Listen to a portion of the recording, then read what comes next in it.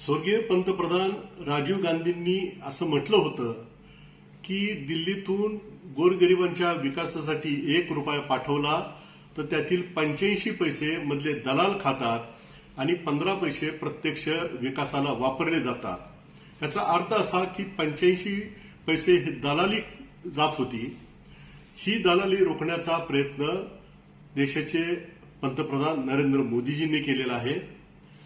जनधन योजनेच्या माध्यमातून 50 कोटी बँक खाती झिरो बॅलन्सवर उघडण्यात आली। 10 कोटी लोकांना उज्ज्वला गॅस मोफत देण्यात आला। 10 कोटी लोकांना मोफत शौचालय देण्यात आलं। 75 लाख बेघरांना घरं मोफत बांधून देण्यात आली। आयुष्यमान भारत योजनेच्या माध्यमातून 5 लाखापर्यंत